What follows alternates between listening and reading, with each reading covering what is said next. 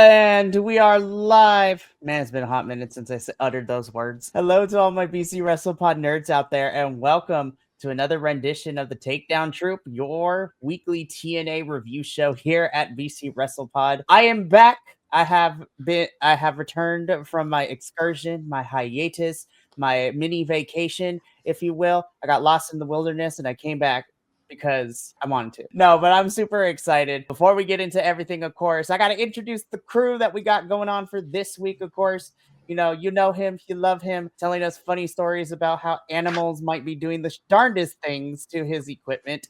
We have Mr. JT in the house. Hi, JT. We were originally talking about how one of my flat top TV screens got taken out by a chicken. So I'll let you just kind of play with the scenario as you will. It's what you get for having Mark Briscoe come over your house, you know? And of course, rounding out our trifecta trio tonight is Mr. Radio Free Will himself holding it down. Hi, Will. What up? Man, it's crazy. You've been invited back. So here we are indeed. Yes, we are. If we were anywhere else, we'd be in trouble. That is very true as well. So before we get into everything in our review of the Go Home show for TNA this week, before Slammiversary, a couple of housekeeping items, if you will. If you enjoy what you see here on the screen, whether it was through the algorithm, a friend, or you just randomly saw, who are these nerds reviewing TNA Wrestling? I'm glad you found us regardless. We here at BC WrestlePod cover everything from the weekly shows to the pay-per-views to all the good stuff.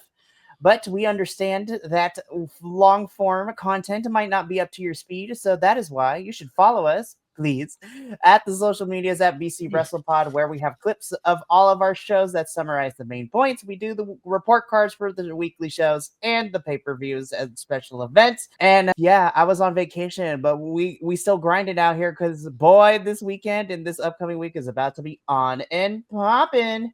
So this is going to be very fantastic. But I do have a couple of other announcements before we get into our review. First and foremost, you, of course, are missing Papa Oso tonight. He is currently dealing with some stuff, but hopefully he will be back there soon. And I did not mention this to Radio Free Will, so I'm going to kind of put him on the spot a little bit, but in a good way possible. So, as you all know, Radio Will is the newest member here. Be like, hey, do you want to come review wrestling? Sure, why not? I think it's been long enough, and as El Jefe of BC WrestlePod, I would like to formally introduce Radio Free Will as a permanent fixture of our BC WrestlePod family. So, you are now the 13th member. Oh, good. That's always lucky. Yeah, the 13th member has never gone wrong before. Isn't that the reason that they, like, one of the reasons they hired Frodo?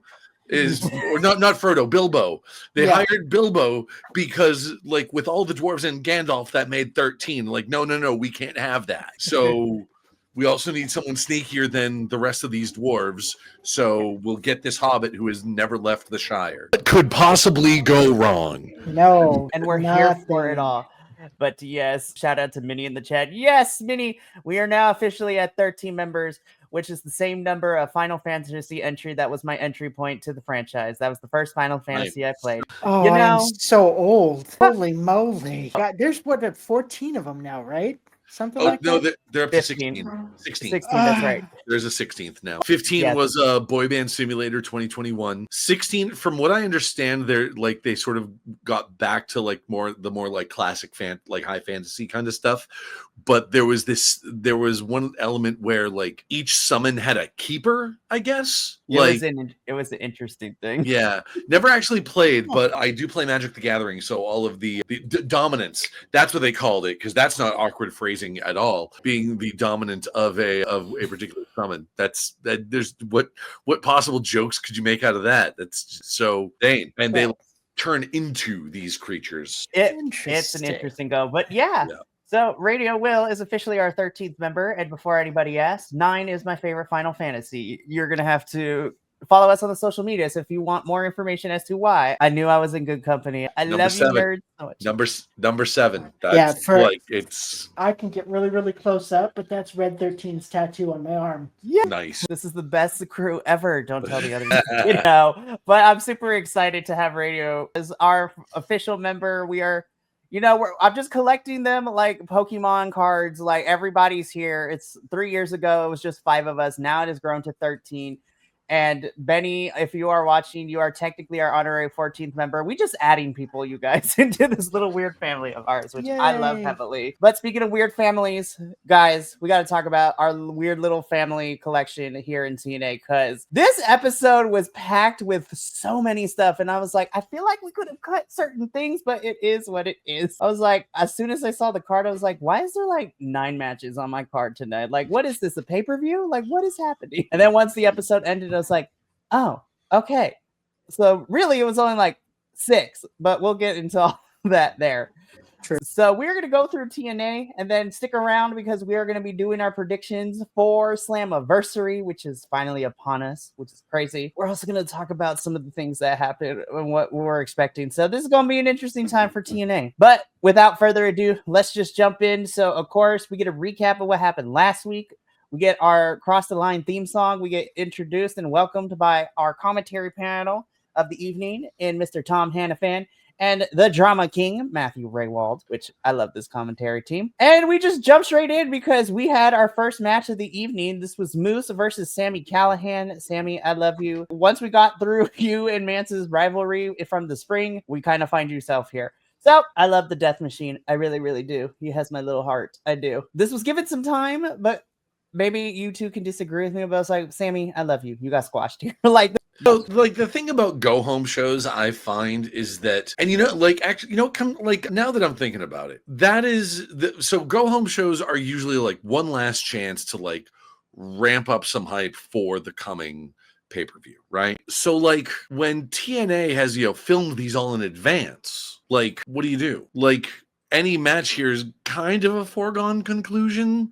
Like, you're not going to having, Moose versus Sami Callihan. This is like, I suppose you could start planting seeds for like another storyline after Slammiversary, but like, it's, what's going to happen here. This is not going to be a surprise. It was seriously like, I started watching this and I was so just like, I was like, okay, these are 2 pretty huge powerhouses. Like, let's see how this is going to go. I was a little bummed about that because this is my first match seeing Sami Callihan in action. So like, because he's been around the last few weeks, but not in matches. Yeah, it's pretty much if he's not in some form of like excruciating death match or something, like this is just kind of, I mean, this wasn't even an exhibition. Like, this may as well have been a promo. Yeah. I mean, maybe that's, like you said, maybe it is a foreshadowing, like maybe there's going to be some long-time rivalry after Slammiversary between Moose and Sammy. Like, that'd be pretty cool, but like if you did, there was a kind of a waste. Well, you both brought up this, so of course Moose wins, fine. And then, of course, everybody's favorite noise to hear in TNA. Do you want to know something? I swear, like, it's like nails on a chalkboard to me every time. I think I would probably lose my TNA team. I was like, do I want to make that a soundboard bit for this show? And the answer to that is now I'm going to. But yeah, so Alicia Edwards gets on the mic, hands it off to Moose. So, although I will say the fact that she can like just turn my spine into knots with just those words, better heel work than anything MJF has ever said. Don't get me wrong.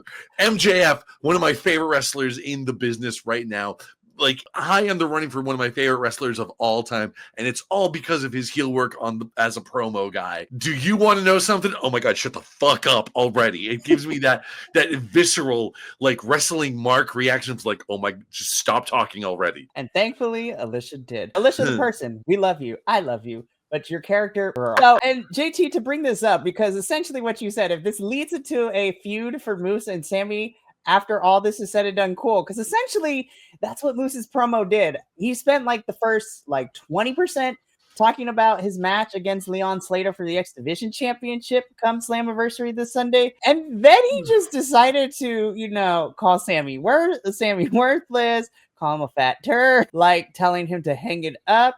And then Sammy proceeding to unlace the boots, unlacing the boots, and then decides to roll out of the ring. I was like, Sami Callihan, don't you dare do this to me.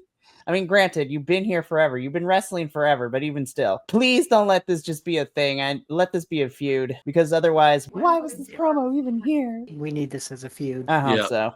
And it's fun, like, to think about this as like making this a feud is, again, a lot of the, like, I took notes that first week. A lot of this is now just going to be off the dome.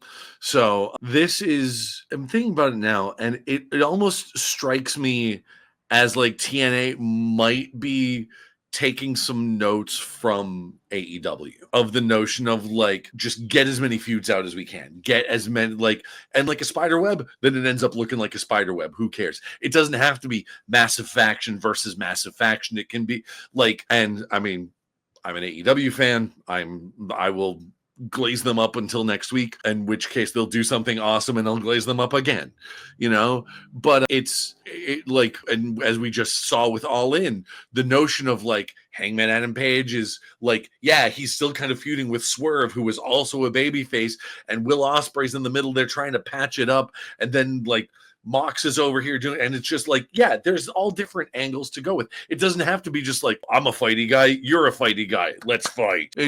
There can be more to it, and like, and I like that. So it's so for them to be like, okay, Sami Callihan, yeah, let's throw like Moose is going to start, fat shaming Sami Callihan, and Sami Callihan just turns around like, no, okay, like, I'll flatten you. Deck him in the face. Yeah. And I hope that's what it is. And I feel like TNA is one of the few promotions that I feel like, because their roster size is so, I don't want to say small, manageable is the word I'm going to use. Since their roster is so manageable, I would love to see them utilize their whole roster. And I mean, we kind of started seeing inklings of what's going to be what I call the road to Bound for Glory. Because after Slammiversary, we got Emergence, Victory Road, and ultimately Bound for Glory. So let's get these next 3 pay-per-view cycles worth of people and feuds and things like that. So again, hopefully this leads to something. Otherwise, TNA, why do we have Moose degrade Sami Callihan? But I digress. From here, though, we move on, because then we were supposed to get, I called this last week, because as we saw that segment, Order 4 versus the System, I was just like,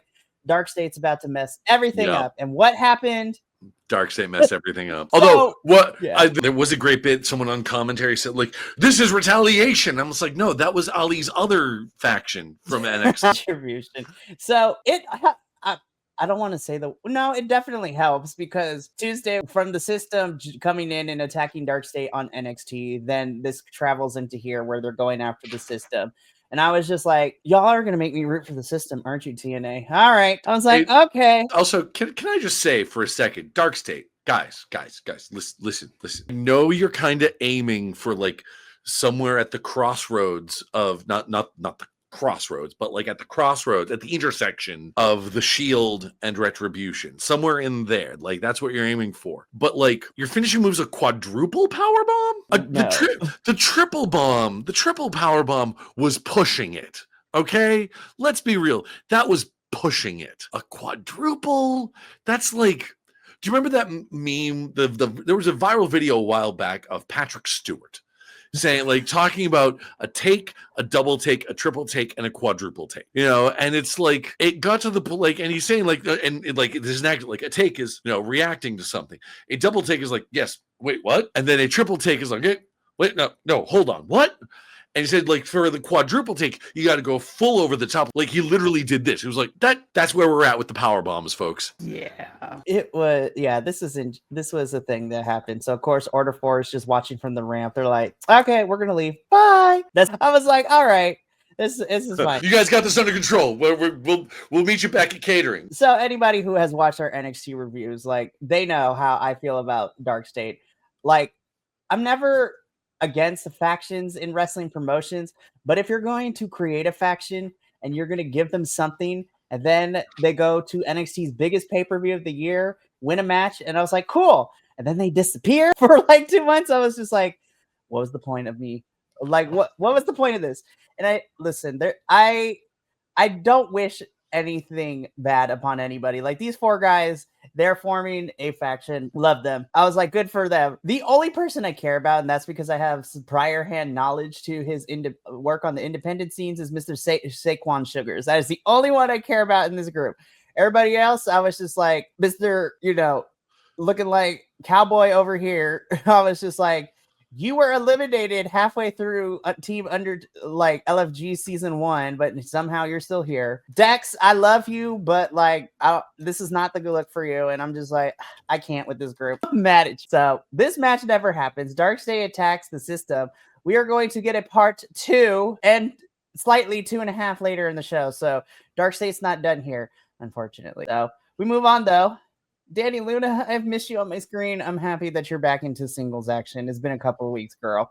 So, Gia Miller is backstage with Danny Luna, interviewing her about her upcoming match against Tessa Blanchard. Danny is looking to redeem herself in the singles division and pick up a win against Tessa Blanchard. Everyone's so focused on her, Tessa, and Indy's match at Slammiversary, but she wants to start getting back into the conversation of going after the TNA Knockouts Championship. Spoiler alert, it does not go Danny's way, as we'll discuss in a little bit. But Danny, I love you. Girl, how are we 23 years old and you're throwing girls like way across the ring? It's wild to me. Oh, that hurt my soul to say too. I'm like, she's 20. Anywho. But speaking of which, I mean, if she'd like to throw me around, I volunteer as tribute. But subculture in the UK have taught Danny Luna well. I love them so much. But we get to said match. This is Tessa Blanchard versus Danny Luna. Of course, we have Victoria Crawford in Tessa's corner. You know, listen, putting aside everything that we have said on the numerous occasions with Tessa, I actually really like this match. In-ring wise, Tessa is decent, and Danny is fantastic. This is actually a pretty solid match. I'm sad that Danny did not win. I'm not going to lie to you guys. But hey, you know what? We're building into Slammiversary. Tessa is getting a win because we got to figure out who's going to win between her and Indy. Spoiler alert, I'm rooting for Indy all the way. You can never make me pick Tessa. I don't care. But no, honestly, I really did enjoy this match. I thought both of them worked very well together. Danny Luna, I love. Listen, in a true Forbidden Door world, I want her and Willow Nightingale to give me a matchup where who's the truly babe with the power. Not even going front. Like, Danny Luna gives me Willow Nightingale energy here in TNA, and I love it. But no, I really enjoyed this match. They worked very well together. This was a lot more hard-hitting and snug than I thought, especially on Danny Luna's part. But, you know, I enjoyed this. Like I said before, Tessa does win this here.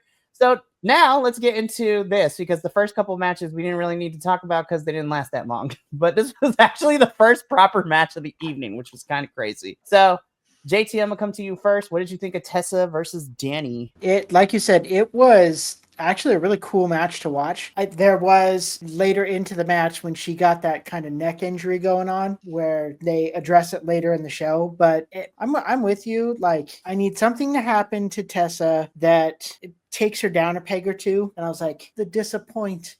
But it was a good match. I really liked watching it. Fair assessment. All right. Radio, what you think of this one? Yeah, it was solid. Like I this is my first time seeing Danny Luna in the ring, besides, you know, that women's Battle Royal a couple weeks ago, but that doesn't count. There was one particularly like hellacious looking bump that she took, falling backwards off the turnbuckle. I can't remember how the setup for it though, off the top of my head.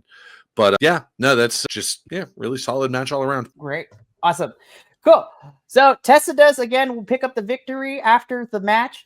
We have Victoria and Tessa start stomping on Danny Luna and attack her. And of course, she is saved afterwards, rolling into the ring. And Miss Indy Hartwell, Victoria and Tessa, bolt for the ramp. Indy gets on the mic. This was kind of like the final go home shot for this particular match heading into Slammiversary this Sunday. Indy says, basically this whole thing is Indy's like, I want you to take accountability without. We as wrestling fans love referring to the things, which we love. And so Indy's like, I want to take you down a peg, bitch. And I was like, please, TNA, Tessa can take a loss. Don't let Indy take a loss. Well, this is, and honestly, this is another one of those things. And the only reason I wasn't super invested into this match is because it felt like another one of those ones. Like I said earlier, it's sort of a foregone conclusion of sort of like who is going to win, because it's not. And I mean, I know they cut to a promo later on of Danny potentially teaming up with Indy Hartwell, but because it wasn't directly Tessa Blanchard versus Indy Hartwell, it's one of those things, because it's not sort of pushing the Slammiversary narrative forward, it lacks some of the what's going to happen here? It's okay, it's an exhibition for one of the people that's about to go into Slammiversary, because Danny Luna doesn't have a match at Slammiversary, at least that's been booked. And if it's it's not booked now. It's not happening. Bar knocking on wood, barring, we all just went through All In and saw what Adam Cole said. But, barring anything like that happening, she's not on the books. No. So this was the final shot for this match. We're gonna get into it a little bit later because we might be teasing some stuff down the line with Indy and Danny and come Jody when we get a quick pre-tape promo from The Inspiration. I love my girls here. I loved them so much. God, I hope they win on Sunday.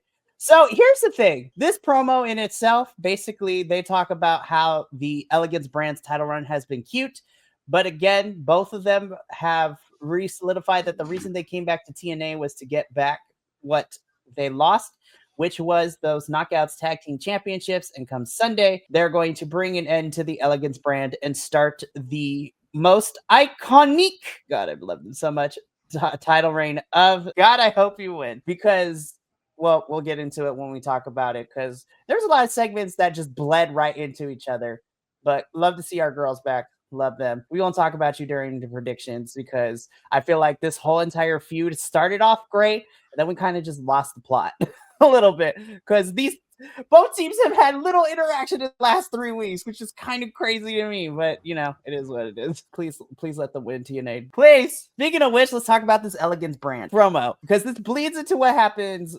We got a bunch of our knockout segments just bled together. So the Elegance brand come down to the ring. Ash gets on the mic. They address the Inspiration, talking about how they're not going to take the Knockouts Tag Team Championships, and also reminding us that Ash does have a future Knockouts World, a title shot at some point. And I'm like, so then you should probably lose these titles, but it is what it is at this point. So, but then the Elegance brand gets interrupted by their NXT counterparts in Fatal Influence, which is our NXT Women's Champion JC Jane with her cronies of Fallon Henley and Jasmine Nix. The Elegance brand and the Fatal Influence girls begin to start arguing, specifically Ash and JC, going back and forth, talking about how they're the best women's faction, and I call bullshit on that. Here's the thing. I have a soft spot for Ash because I got to interview her about a year ago, and she is the sweetest person, and I love her to death. But let's be all the way real, girls. A Fatal Influence and Elegance brand is the best women's faction currently in WWE or in wrestling as a whole. I call shenanigans and bullshit on that one. But you know what? It is a promo. They continue to go back and forth until, again, everything just bled together because we didn't have time to process any of that because we get interrupted by our TNA Knockouts World Champion, Islamovich. Ash is like, you know what? This beef ain't got nothing to do with me, so we gonna dip. And I love that as the Elegance brand was walking up the ramp with Masha coming down, Masha punked out Ash, which was kind of funny to watch, scaring her a little bit. Masha gets into the ring and addresses JC in all of this because JC values as a champion is perfection. Masha says that she is the rough around the edges type of person. She's also the better wrestler, not even going front because she dominated that NXT 6-woman tag team match when she teamed up with Zaruka. But I digress. And Masha ends this promo saying is that JC is going to have to kill her to take this TNA women's knockouts championship. I also kind of like the fact that Masha told JC is like, I don't think you're ready for the weight of being a double champion. I was like, you ain't ready for Masha. And I was like, no, she ain't. And if you lose on Sunday, Masha, I am going to have to consider my life choices. I'm not even going front. I'm pretty sure I'm going to riot. Between this, Trick Williams still having the NXT title, the TNA title. Still having the TNA title. And the post-credit scene that we got at the end of this episode, which I know we're getting. It's basically a done deal that TKO bought these guys, right? Like it's pretty much like it's done, right? It's a foregone conclusion. It's right. Like anyway. Well, don't get me that soapbox is over there. I will go get it when we get to the good bit. What radio is trying to say is that next Friday's review of Slammiversary, we're either going to be extremely happy or we are going to have pitchforks and torches ready. So we'll talk. Yeah, we got as cliched it is to say, we got to see how the dust settles on Sunday because this is gonna be interesting. But I was like, Masha, I love you, girl. Please, TNA, don't let her lose. Like There are like 3 matches where I need certain people to win because I don't know where we're going for Bound for Glory after that. But let's. Oh God, I just got a terrifying thought. Oh no, hang on. Because if they put the TNA women's title on JC and they have the TNA men's title on Trick, are they going to work towards unifying the belts? Oh God, I hope not. They better fucking not. Look, I was like, I'm not. Here's the thing: it's already bad enough for TNA if you unify this, but I also feel like, again, my issues with WWE aside, I also feel like it doesn't help with the NXT men's and women's championship because how do I put this? Don't put it nicely. Just say it. Just get it out. While NXT has a bigger budget and has money and has all the facilities and everything, I'm gonna be so for real. Let's use JC. If she walks away as a double champ and then leading towards unifying the championship, I'm looking at the NXT women's roster right now, and I'm just like, I love all the women over there, but I was just like, outside of Jordan Grace, there is not a single woman on that roster current. Well, no, I take that back. Right now, there's not a single woman in that roster I feel like would be a good definition of being a unified champ crossing over between NXT and TNA. Because as small as this knockouts roster is on TNA, I'm gonna be so for real. The TNA women's division has a bit more seasoning when it comes to their women's division in terms of wrestling. Well, then again, NXT. Yeah, go ahead. And see, that's what I'm saying though, is that if they unify the titles, then that basically just sort of solidifies that TKO buys TNA, and they will be effectively rebrand it to, you know, NXT West or NXT South or NXT, or like they will. It will just be another NXT basically. Like you'll have 2 brands, and then you'll have the 2 developmental brands of NXT and TNA basically. There's too many levels for WWE right now because someone made a whole entire chart. Because also, don't forget, as somebody who watches WWE evolve too, and they've got LFG, they've got so much going on. Me and Andrew, of course, because of the work with GCW, we keep an eye out on the showcases for the ID program. It's a whole thing. TNA doesn't need to be a part of that. Will TKO eventually get TNA? Probably at some point. But for right now, I just want to get through Slammiversary and have certain people win, and then I can tackle that existential dread when that inevitable day comes. But for right now, Masha girl, please. Anyways, moving on. So Danny Luna and Indy Hartwell are back in the Bioflex Lounge of the doctor's office of TNA, so to speak. Lounge. These sponsorships for TNA is kind of wild. I will say though, my favorite is their Blacksmith Apparel sponsorship and collaboration they got, because them football jerseys be looking fire. And I'm talking about the football soccer, not football Americano. Those soccer jerseys that they be wearing and those tracksuits, as expensive as they are, they be fire. But Jody Threat, our lovable redhead over here, is running in to check on Danny Luna. Danny Luna's, girl, where were you? Indy was here. Indy's like, hey girl, I got this. I was like, you know, we do need more feuds after Slammiversary.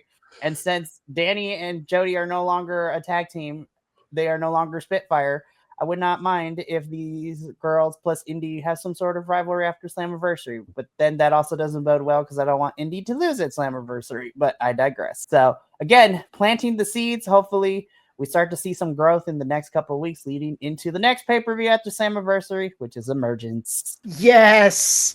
So the hometown guy. I love this guy. So this was stupid, but like in the best way possible. I love Hometown Man, which we all know is Cody Deaner under that mask, but they are continuing with the gimmick where he is wearing a team sports jersey in every city that he is in.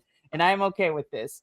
There is only one small problem about this. Hometown Man, everything's great. This is a match against Northern Armory's Judas Icarus. So I loved everything about this because this was stupid, but this is my kind of stupid. And I love this. My only issue is with this whole entire match, and this is something I've been saying, and I don't know if TNA is going to fix it anytime soon. I have the fortunate/unfortunate knowledge that Judas Icarus also, you know, and his tag team partner, known as Sinner and Saint on the Independents, they are an amazing tag team. And honestly, I would put them in my top 5 currently working. So I could see them putting on bangers against like the best tag teams in the world. I still hate them with Eric Young. I know we have to establish them. They are the Northern Armory. I was just like, I love Eric Young. I will always love Eric Young, but I need Sinner and Saint. I don't need Northern Armory, if that makes any sense. But Maybe Hometown Man is this'll- great. I love him.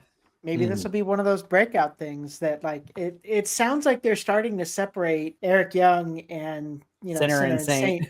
You're not seeing them very often together. So maybe they're having that little bit, like they're just kind of driving the wedge. It might take a slow minute, but it's getting there. And I'm hoping this is going to be the thing where Eric Young's obsession with the Hometown Man is what drives the wedge. Is like, you have gone off your rocker, sir. We gonna dip. But yeah, this was a short match. Hometown Man beats Judas Icarus. Eric Young getting more disheveled with that beard going on and looking crazier, chasing the Hometown Man while the Hometown Man escapes into the crowd. This was so dumb, you guys, but I love this so much. It brings a smile to my face every time I see Hometown Man, because like it's not even about how he wrestles. It's what is he going to look like for this current hometown session? What's the ensemble going to be? How's he going to move? How's he going to do things? Like I'm here for it. His gear budget must be nuts. Oh yeah, 100%. That's pretty much all they did. Is they were like, you know what? We're going to tone down all the other stuff, but we're going to amp up your wardrobe. So I love this. Well, and TNA has a bit of a history of doing that with Suicide. Yeah, there was Suicide. Don't forget, we also had our Shark Boy as well. So this is a lot of fun. And Christopher Daniels as Curry Man. Yes, Curry Man. Oh, Christopher Daniels. I love you. I'm very interested, and I'm hoping that this new faction he's leading with Scorpio and Top Flight and Layla goes places, because they are great. But I need them to have a tag team. I need them to. I need a tag team match. Top Flight versus Jet Speed. Yeah. A tag team match with just like, guys, let's just turn the gravity off in this particular match. Just like, there we go. Like, there you go. You guys just float around, just defy gravity for, a few minutes. Have fun. Exactly. I'm excited. I really hope that we get more development for Hometown Man and Eric Young's feud. So I'm excited to see where this goes after Slammiversary. I'm here for the second week in a row, you guys. Real One is back in the building. This promo was just as wild as the first one. But I'm going to be so for real. The most important thing that comes out of this is that Real One here is not coming alone to Slammiversary. He is going to be bringing a Bishop, which we'll talk about in our predictions. And then he just casually drops that he's going to be bringing a Fatu to this joint at Slammiversary Sunday. I'm like, excuse me? How you just go roll up with Zilla Fatu up in this piece? Like, this is wild to me. I'm not going to lie, you guys. I know of Zilla Fatu. I've been following Zilla. I watch his matches on the independent scene. Love him. Never in my wildest dreams that in 2025 on my wrestling bingo card would I see him be wrestling in TNA. This is wild. I would have thought that he would have jumped right to WWE just to be part of the bloodline or something. But yeah, no, but that might be his next step. We'll get there. Look, as much as I want to keep Zilla away from WWE as far as possible, not until later down the line, if this means that Zilla will be popping into TNA ever so often, I'm never going to say no, because we're far enough in the show. Zilla's a fucking beast, and I love him. Also, a very sweet dude. He was our neighbor at the wrestling conference. We were at the wrestling convention we were at last year. Him and Joey Janela are like some of the coolest people ever. We love them. And it was really fun watching Joey just jump into his douchey bagness of a character. It was kind of crazy. But Zilla was such a sweet dude. He was really nice. He was a fun neighbor. But yeah, we won't talk about Fourth Rope versus Team TNA in our predictions, because social media broke this earlier today. I was like, we have 2 matches on the countdown show. We'll get to it during predictions. Damn, never in my wildest dreams did I would see Real One, formerly known as Enzo Amore, back on my screen in this capacity. Anyways. Did you see the video of him reunite with the Big Bill on the Jericho cruise? I did. So 2025 is a crazy time in wrestling. People are breaking up but reuniting, and the crazier things have happened. What is happening in wrestling right now? But speaking of which, we did a short little promo from Bag'em and Tag'em Bulletproof Steve Macklin, that chiseled jaw that you got, Mr. Deonna Purrazzo, if you may, basically he is ready to have an open challenge for this TNA International Championship against anybody in this company. Something tells me, because of what's being set up for Slammiversary, we might be seeing that a lot sooner than we think. Matt Cardona, I will always love you. Again, this was another match that did not happen, in all honesty, because Matt was about to have a match with the local talent, but then the lights flicker, the lights go out. Dark State Part 2 coming in for everything. They begin to attack both Matt and his opponent in the ring. Brian Myers comes out for the save, but it is 4-on-2, and then the rest of the system come out to make it, the numbers game and everything. And I'm just sitting here like this. I was like, anywho, yeah, we can move on. There's really nothing else to add about this. That's the greatest way. Just radio silence. So one thing that I did think while watching this, what this actually reminds me a lot of, in sort of a reverse way, is the Invasion angle from the early 2000s. The way after they bought WCW and ECW, except this one actually feels like an invasion and worse. So, I know. And look, as somebody who watches NXT and TNA, I've been saying I would love to see a potential worlds collide between these two companies. Of course, I feel, unfortunately, that TNA will be scrubbing a lot of the losses. 100%. Well, I mean, the fact that they're having them go against NXT and not main roster WWE is indicative of that. It's the equivalent of him, and he's like, oh, I can't be bothered. Scorpion, take care of them. And then, Scorpion and Rhino come over, which, can do their own thing. It's like, no. I'm going to let my Rent-A-Goons take care of this match. And like, no, you go on ahead. I have more important things to do, like crush my opposition and try to, counter program Daredevil. I love it. But yeah, this is all to set up what we're getting at Slammiversary. We'll talk about it when we get to predictions, because right now we get into our main event. I was like, damn, we're already here. This is crazy. Quick episode. I'm not even going to lie. I was just like, all right, y'all. So, of course, commentary runs down what to expect at Slammiversary. We get into our main event where we have Trick Williams teaming up with TNA's Frankie Kazarian to take on... Come on, be so for real. I do say, though, I love Joe and Mike Santana equally. I love the two of them kind of like having a bit of a pissing contest to try and tag in with each other during this match, which was great. And I'm messy. I like, no, we should be together, but also the girls are fighting and I'm here for it. And because I'm like, I know you two are on the same brand, but I need a bloodbath come Slammiversary. Also, I need you two to not fall into the wrestling trope where you two hate each other. You're going to allow Trick Williams to pull up out women at Slammiversary. We will not. But as far as this match goes, I actually really enjoyed it. This was a lot of fun. 3 out of the 4 of these people were really good in the ring. Trick Williams tried. I love you, Trick, but let's be so for real. Going back to my earlier comment in this episode, the TNA roster has a little bit more seasoning into the people who are on this roster, but I digress. Mike Santana gets the win by hitting the spin the block on Frankie Kazarian for the win. Mike and Joe have a bit of an angry stare down. Trick Williams comes in, and the last image before we get into our, superhero movie-esque post-credit scene on actual television programming, the shot of Trick Williams holding this championship with these 3 on our screen is the last we see. All I have to say about this is, God, I hope Mike Santana wins. I love Joe, and I still believe in him. But I think Mike's time to run for this for a little bit. I think it's Mike's time. But I still believe in you, Joe Hendry. I love you. But I can't bet against my Boricua brother, Mike Santana. So, JT, before we get into our final, spoiler credit scene and talk about predictions, what did you think of our main event? It was really interesting to see this because, like we've been kind of talking about tonight, you've been bringing so many people from NXT in, and to have Trick there, it's nice to see new people. Like for me, everybody's new relatively because I'm still kind of new to this, but like I need more from you, Trick. Like seriously, your name is Trick. You should have more Tricks. Like outside of that, I love that whole masculine stare down between Joe and Mike. Like that was just the tension grabber, because that if this is going to go into Slam, that's going to be that defining factor. Like they're going to beef it out in the middle of a match, and they're either going to team up and probably kick the ever-living crap out of Trick or something, or like they're going to get whomped and then it's going to start a feud. And I'm like, you know what?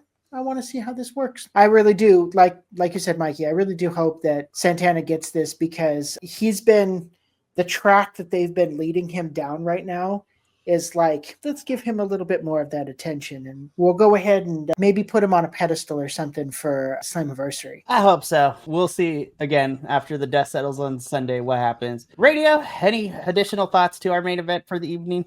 No, you guys pretty much hit the nail on the head. I've got nothing else for that. Sweet. So as that final image of Joe, Mike, and Trick kind of facing off against each other and staring down each other, which is probably main eventing Slammiversary, we thought the show was over. But then, like a DCU, MCU, superhero movie here, we get a post-credit scene because we get a brief at some sort of box backstage with a fading TNA logo.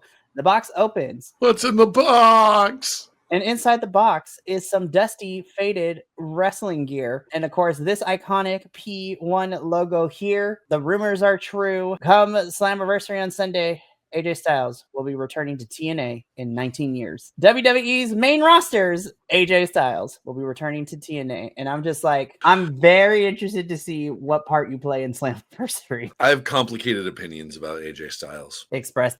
Hands down, one of the best in-ring performers of the last 20 years, bar none. Like, if we're talking just pound for pound skill in the ring and in terms of just physical capabilities, like, I will put, like, if we're comparing, that's the same caliber of performers and not just like someone who's really good on the mic, but like meh in the ring kind of thing. But like, I would put in terms of pure performance, just straight performance, I would put him up next to people like Kenny Omega and Will Ospreay and stuff like that. As a human being, he's a piece of shit. Knew that one was coming. Yeah, just like it's really rough. AJ. It's like, put it this way: at Slammiversary, there's going to be two different guys named AJ in the ring, and I'm only going to be rooting for one of them. That's the crazy part, and the reason I left that particular promo out because there's some heavy loaded implications of what's going to happen in that Fatal 4-Way when we talk about predictions. Yeah. So again, AJ will be returning to Slammiversary. Very interested to see what part he plays in all this. Going to be very, very interesting. I'm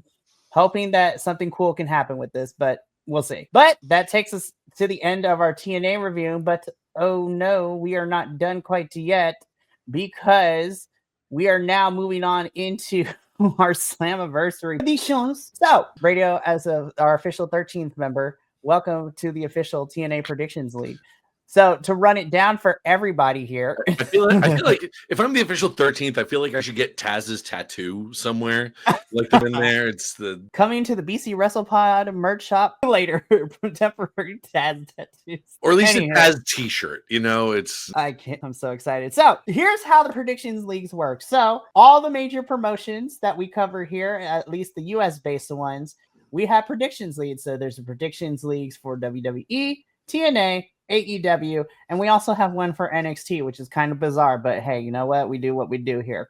So in said predictions league, we are competing for a full year. So the cycle for a lot of these promotions for a year, WWE, of course, we start with the pay-per-view after Mania, and then the final event of the whole predictions league for that particular year is the next Mania. It's a little bit weird. So our predictions league is started earlier in the year after Rebellion, because for TNA we go from Rebellion to Rebellion, and so now we're here at the other big four. So here's how this is going to work. Throughout the whole entire year, we do our lovely little predictions where we predict and we make selections as who are going to be had. Last year's predictions winner, me, I got bragging rights because I wasn't going to buy myself a little replica belt, because if the winner, if it's not me in the predictions league, will get a little replica belt.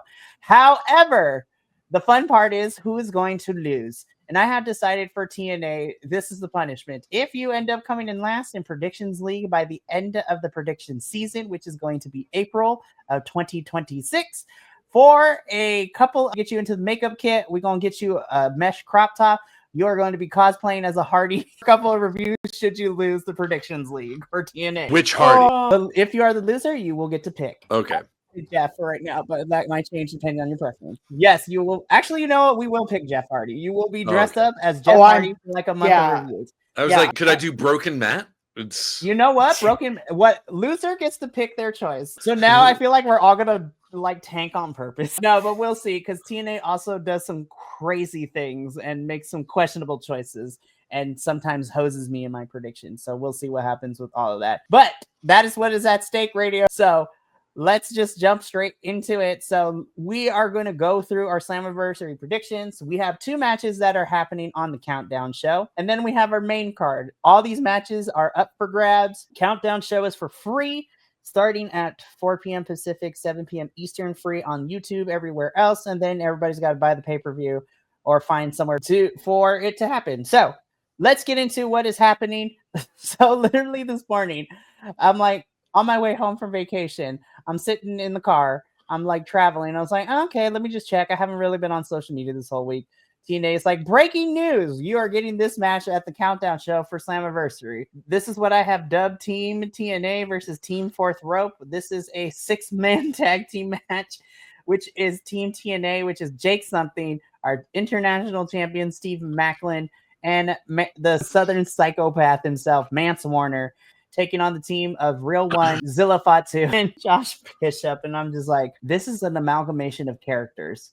This is also a lot of meat in this ring. I'm not even gonna lie, guys. This is a lot of meat in this ring. So somebody call up Big E because his dream match is coming true. Yes, this is bunch of big meaty men slapping meat. Listen, especially look, Jake is a big dude. Zilla is a Samoan, so I don't even gotta say any more than that. This man is Samoan, but this again in 2025. I never in my wildest dreams did I think this would be on my wrestling bingo card this year. So you know what I mean? Because TNA now has this working relationship with WWE, right? Via NXT. Does that mean Fourth Rope is not there? Are they sort of looping Fourth Rope in on this now as well? Right. Is basically like TNA. TKO has, the lasso around TNA and they're just kind of reeling them in. And it's like, oh, hey, we got this other indie promotion while we were doing it. Lucky us. It's didn't even hit the pin I was aiming for. And it's so like on that front, I would like Fourth Rope to win so that we can keep an independent wrestling promotion independent. Right. And keep this art form diverse and keep this art form, give people options. I know there's I come from the TTRPG world.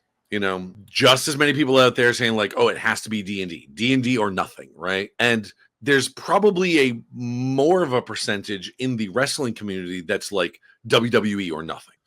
And that's the impression I get as someone who is a fan of indie promotions, of AEW, and not even just AEW, but like some of the, the weird, like the lesser known ones than that, people that aren't afraid to get a little silly with it, like JCW. Like, okay, I bring up JCW because there was recently a video. I'm not sure if you're familiar with the YouTuber Wrestling with Regret, Brian Zane. Yes, I love that man to death. He recently started doing shows with JCW as a manager, and into his his vlogs of working with JCW, like the people in JCW, including Violent J, are like, yeah, we used to do it as sort of a gag at ICP shows and the Gathering, but like we've realized that there's so much more to it. We want this to be wrestling for wrestling fans so that like anybody can get into and make a place where we can have, people that want to do what they, is it good for our brand or whatever? Like, no, just go for it.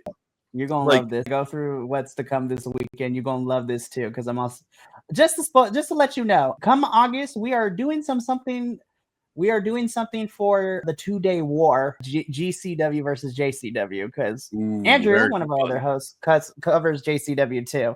So we've been following this whole saga. It's great.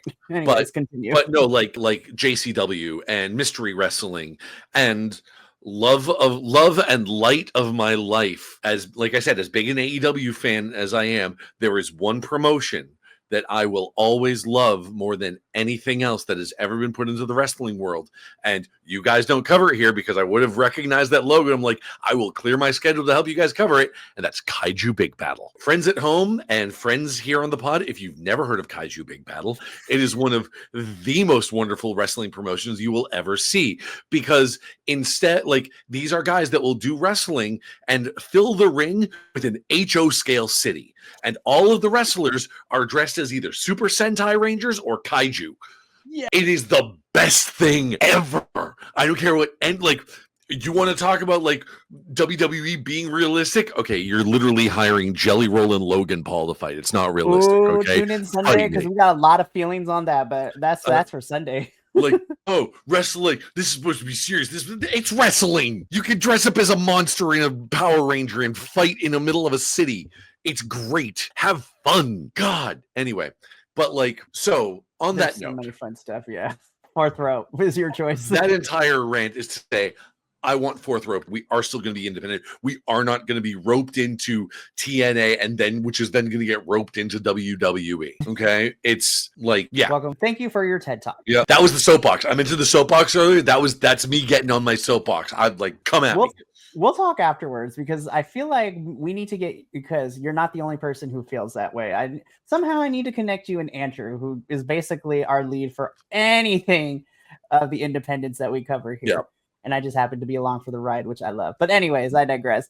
Now, after all of that, JT, I come to you. So this is on the Countdown Show, Team TNA versus Team Fourth Rope. Who you got for this one? Well, I'm going to go with the safe pick, and I'm going to go with Team TNA. But I would really like it kind of turns into a pissing match between the three of them while they're trying to go up against Yes. And it may turn into something in the long line. But I'm going to go with them. That's very true. Hey, you know what? Technically, last week they were trying to kill each other for this championship, and now they're on the same side, which we know is great. I'm going to keep mine short. I'm picking Team Fourth Rope. I don't have as, amazing reasons as Radio has said. Mine is very selfish. I want to see Zilla Fatu and Steve Macklin fight. That is all I need. Well, that is my reasoning. That's and fair. If Zilla can win, and if Fourth Rope wins, and if somehow Macklin gets pinned in this, listen, Zilla versus Steve Macklin would eat. I would love it so much. But I'm going to go with Team Fourth Rope because I feel that we could keep specifically these three here because we know the tapings are going to be happening soon. So who knows? We'll see what happens with all that. But let's get into our other match on the Countdown Show. This is for the TNA Knockouts Tag Team Championship match. I am kind of bummed because before last night's episode, this was slated on the main card. And I'm kind of mad that we are pushing this to the Countdown Show and replacing it with the System versus Dark State on main card. But, I'm not the booker. I don't work for TNA. I'm going to be super simple here. Started out great. We kind of lost the plot and it got convoluted with Ash also being number one contender for the Knockout Singles Championship. I love the Elegance brand. I'm going with the Inspiration because we have already dismantled Spitfire. The Elegance brand have kind of beaten not only a lot of TNA women's knockouts tag teams, but they've also defended it against the NXT women's tag teams as well. But I think it's Inspiration's time to run with this leading into Bound for Glory. So I'm going with the Inspiration for this one. We're going to go down. So JT, I got you next. Who you got walking out as knockouts tag team champs? It is going to be a dirty fight. That's how I see it. It's going to be, people are going to grab people and pull them out of the ring, but I'm with you, Mikey. I want Inspiration to throw the Elegance brand, down a peg or two again, because I can't even put into words. It's just Inspiration. I'm going Inspiration. And finally, Radio. Who you got for this one? Hold on. Inspiration. Awesome. Nice. Cool. We love that. All righty. So the three of us have selected the Inspiration. Hopefully they walk out as champions. We shall see what happens. Now let's get into the main card of things where we got a lot to discuss as well. Do I really need to go down the line? I'm pretty sure we're all unanimous in picking Indy for this one. Actually, no. I think it's going to be Tessa because I think they want to build this feud a little bit harder. I think they want to keep this feud going because Indy just got here. So, and I think they want to build it. So they want to build the feud, so it will be Tessa winning. That's my. I love that. Dissension. No, I'm just kidding. Dude, like And I want to state for the record that is simply me as as a creative writer type, not Right. who I actually enjoy as a performer. It is no. I think just in terms of the narrative they're building, they want this to be a longer term feud. So Tessa, I cannot wait to see. That'll be This- an interesting one. Yeah, honestly, I would love to see this carry into Bound for Glory. That could be a lot of fun too. But let's get into our next match, which I'm just like, I don't know who to. I think I need to borrow Will's coin. I was like, Because so there's who I picked, but in the I mean you're literally choosing the lesser of two evils. I don't know who to pick. Because on the one hand, I love both of these guys. Ali is probably the best, in my opinion. Ali's character, while has kind of gone flatlined for a little bit, his run here in TNA has been great. But you also have Cedric Alexander, who is also phenomenal, wrestling ability and all. I'm hoping this is not the only time these two are gonna fight each other. I hope we get a series of 3. But the question is, Ali takes this one. I think Cedric takes the second one, and then do something crazy for the rubber match. But I'm gonna give it to Ali in this one, even though it hurts my little heart because I don't like betting against Cedric. and I feel very much the same way, but in the opposite direction. It's going to be Cedric as much as I like Ali. I think it's going to be Cedric. Fair. I kind of have to agree with Radio because I'm going with Cedric on this one, but I want it to be one of those things that it kind of shakes the ever living shit out of Mustafa Ali. Yeah. And like either he like kind of regroups with himself, maybe like, I don't know, something. But I want this to be the shakeup that'll cause the next 2 to be absolutely epic. This is gonna be a good match. I was just like, ooh, give me 205 Live in TNA. Give me WrestleMania, their WrestleMania match part 2 here. They gonna go ham. I'm so excited. TNA, you need to give these men 20 minutes. I'm just putting it out there. Give these men time. So I'm excited. So let's move on. So now we're getting into all the championship matches that we got going on. And this is actually, no, I forgot. The System and Matt Cardona versus Dark State. I'm going to be so for real. I am so mad that this is on the main card and we pushed out the women's the Knockouts Tag Team Championship match for this. I only care about Matthew Cardona. And that is the only reason why I was like, I don't care, you guys. I really don't. I'm only picking the System and Matt because it's Matt Cardona. And I'm just like, NXT is in TNA territory. So I feel like if they lose, it doesn't matter because NXT's not doing a lot with them anyway. So it's like, who cares? So can we just pick that they all have a really good time? You know what? I am here for that. Well, yeah, we'll make the choice that everything is going to look artistically wonderful. But head buried in the sand, I'm going with System and Matt by default because I was like, I can't. Matt, you're the only person I like in this whole entire thing. Same Z. Heel versus heel match. Yay. Who gives a shit? It never works out very well. Like, yeah, it better. It actually. I kind of hope that this blows up into something more than what you're seeing here. Like they're just using this as a front. And then like something bigger happens in the background. Well, and one thing that this actually did lead me to this meant, you know what? Long term, this may turn into the dissolution of the System. Could be. Because I feel like it's a potential face turn for that guy who's actually friends with Matt Cardona. Brian Myers, yeah. Thank you, him. Yes. Like it could be a face turn for him. And if Moose does start feuding with Sami Callihan, like we've alluded to earlier, it's going to leave the other two kind of out in a lurch. So it could, like I said, if Myers turns face to team up with Cardona, then the other two, it may turn into a feud with the other two. True. Could be very, very interesting. But System and Matt Cardona, I have down, and I'm pretty sure we all have down. So I agree with you, Radio. I hope they all have fun. So, okay. So this is where we get into all the championship matches next, because that's all that's left in these predictions. But there is some heavy underlying things and implications for this one. So the reason I didn't include the segment into the actual review, because I want to talk about it here, because that Hardy promo that we got in the episode, where they alluded to the fact that it's go big or go home, that if they can't get the job done and reclaim these tag titles, maybe that's it for them and they should hang it up. And Leon Slater is the #1 fan boy of the fan club, like rah-rahing them up for this whole thing. And I'm just like, I don't like those implications, Matt and Jeff. I know that we're at the tail end of our in-ring careers. I totally understand that. Please don't leave me. I have a feeling that this isn't going to be it. I think what's going to happen is they're alluding to the fact that they're going to retire soon. It's not going to be during Slammiversary. At least I hope not. But I think it's going to be one of those things. And there's another match in Slammiversary that we're going to get into. But I think it's going to be one of those things that they're finding the new Hardys. So they already have Slater. They just need one more to be able to make that perfect tag team. And then they can go, we're done. See you. So, hear me out. The Hardys lose this match. They aren't able to get the tag titles again. But and if they are as close to retirement as they alluded to, we do get one more year out of them. One more year, one final one last big run. But here's the thing. The fact that they could not claim the tag team titles breaks Matt again. Broken Matt Hardy. One more run of broken Matt Hardy. Okay. So first I want to say, character-wise, AJ Francis, I still have issues with, but I like First Class as a team, but I also like Casey. Glad to see that his knee is doing okay, because that was a scary fall a couple weeks ago. When I mentioned earlier that of rooting for one guy named AJ in this pay-per-view, and it all comes down to the fact that is AJ Francis as good a wrestler as AJ Styles? Absolutely fucking not.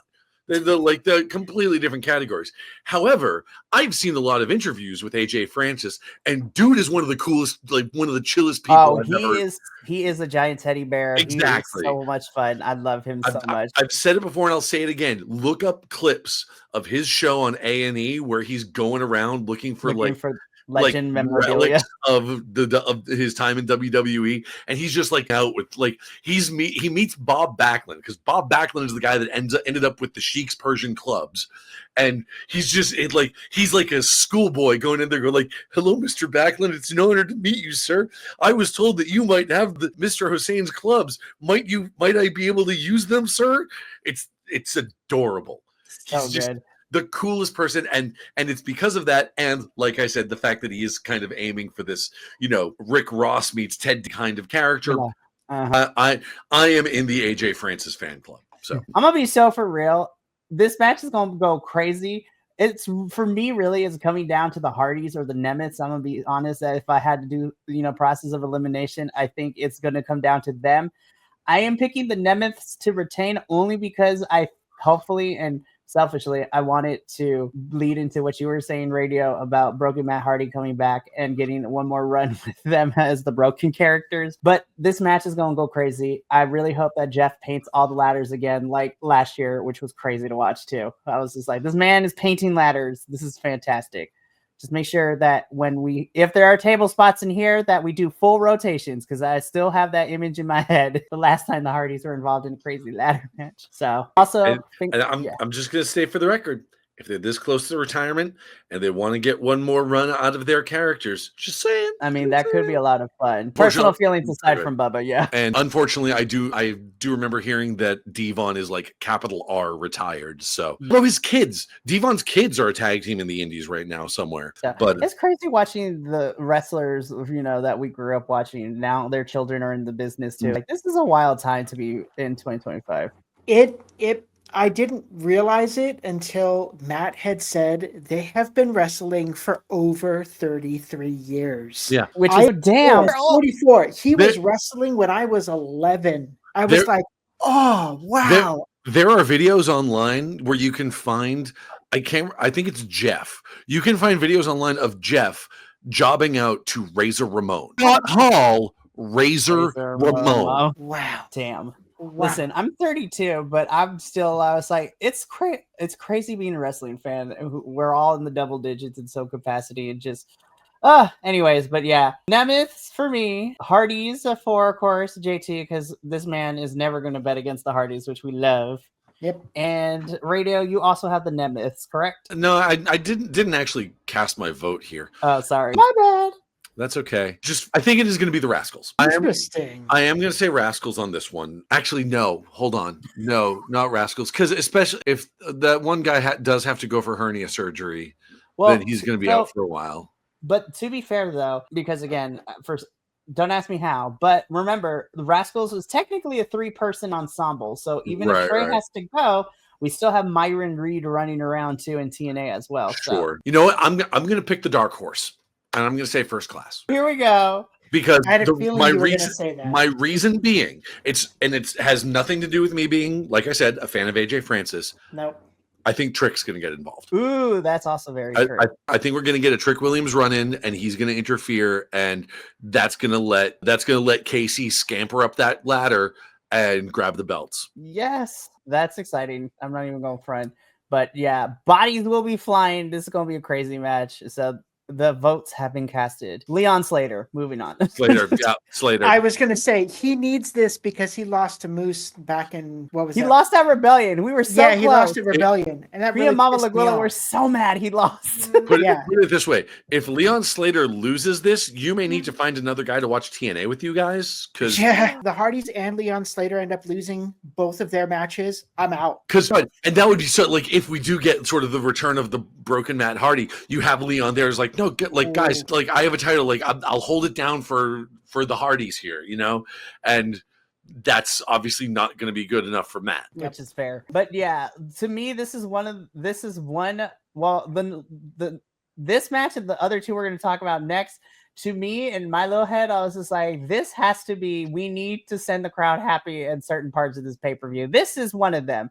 Yes, Leon has been here for the last 2.5 years. He is amazing. He has had bangers against the likes of Josh Alexander and Speedball Mike Bailey. This kid screams face of the X. This is like one of your big baby faces right now, and he is 22 years old. Let this man, who his moniker is the youngest in charge, become the youngest champ. Like, come on, TNA, do the right thing and give the trigger. Pull the trigger on Leon Slater, man. Let him run with the championship. Gosh, please. Anyways, we all have Leon Slater. We move on to this one. Oh, wait, it skipped. Hang on. Oh my God. Okay, there's so many implications for this one. Of course, this is the updated graphic because prior to this, I had where JC is. It was JC or Jordan Grace. But of course, after Evolution, it ended up JC since she's retained. There are so many things and so many implications for this. But just like Timeless Tony Storm, Masha is one of those girls that I can never bet against, and I don't care if I lose a point for this one. I'm going with Masha here. Like Timeless Tony Storm, I don't care if I lose a point. I can never bet against my girl here. So I'm going with Masha to walk out as a double champ. I'm going to give it to Masha as well. Although sitting here realizing that means she's going to be holding the NXT title, it makes me realize that this match it feels like I'm worried all over again about the potential of unifying these things and just sort of assimilating TNA into as another brand of WWE. You know what I mean? Right. So I'm going to give it to Masha, but I'm having that moment when, after Oppenheimer dropped the bomb of like, oh shit, what have I done? Kind of thing. That's kind of, I'm looking at it right now. Like I am become Death, the Destroyer of Worlds. And this is, There's some cataclysmic fallout from this, but JT, I'm going to come to you. I think I know who you got, but on the record, who you got walking out as a double champ? Always Masha. Like that's the Masha is pretty much the Hardys and Masha are my two. Like I will not bet against them. I don't care if I take points. Like this is the first when Rebellion kicked in and I got to see Masha. For me, I was like, that's my girl. She's gonna be the go-to whenever they're like, hey, who do you think's gonna be Masha? I don't care who they're up against, Masha. So yeah, right. So finally, I also have Masha. So finally, we get into probably what's main eventing Slammiversary, which is the triple threat for the TNA World Championship. Trick Williams defending it against Joe Hendry and Mike Santana. I am also picking with my heart. Don't care if I lose the point based on the trajectory of where everyone has been for the last 6 months to a year. I'm going with Mike Santana. I still believe in Joe Hendry, but I think it's Mike's time to run with it since being here in the company for the last year and a half since coming over from AEW. So I'm going with Mike Santana because I want him to win so bad. All right, JT, I'm going to come to you first. Who you got for this one? You pretty much said everything that I was about ready to. I'm going to pick Santana as well. No, it's okay. I want to see him win this because I know that, everybody's had their time and they're amazing between the three of them. But they've been highlighting a lot of stuff for Santana, so I think that this is kind of one of those things that he needs. Alrighty, Radio, come to you, triple threat, and as we know, crazy things happen in these things. Yeah. Who you got walking out as TNA World Champion? So I'm looking at it from like the overarching story, Right? That this entire pay-per-view is telling, right? And with this NXT invasion going on, and let's face it, WWE invasion. If AJ Styles is going to be there, it's a full-on WWE invasion now. WWE is not going to let their guys look weak. I want more than anything to see Mike Santana win it. Not sure he's going to. That's a fair assessment. Put it this way. I'm going to say Trick Williams. Please prove me wrong. I will gleefully lose the point on this. Okay? Please take this point away from me. I don't want it, but I will take it if I win it. You know, but it's one of those things of like I will be very sad about winning this point. But yeah, so alrighty. Well, we lock in, we submit these picks on the Google form. They are finalized. They are in. That post will be going up Sunday morning. We are less than 2 days away from Slammiversary happening this Sunday. So this is about to be a wild ride. So that concludes our TNA review for this week. Next Friday, we will be doing the full-length review of Slammiversary, but the weekend is just as packed. So we got a lot of stuff going on this weekend. Tomorrow evening, Saturday, the GCW boys will be getting together to do a live watch along for Bash at the Ballpark, where, hey, look, hi Masha, how you be? Girl is booked in blast. She is everywhere right now. But Bash at the Ballpark, GCW, this is where we are getting the GCW debut of Priscilla Kelly, which makes me so excited. And then Elena Black, Effie, Matt Cardona, Masha Slam. But we also got some amazing indie talent like Gringo Loco, Ninja Mac is going to be there. We also have some other stars. Jonathan Gresham will be taking on Deonna Purrazzo, which is going to be a fun time. Wow. Yeah, so it's going to be a great time. But then Sunday morning is the WWE review where lots of things are happening. We are less than 3 weeks away from SummerSlam, so things are kind of going fucking wild at WWE right now. So tune in for our puzzling review. But I can't wait to see your guys' review of Jelly Roll versus Logan Paul.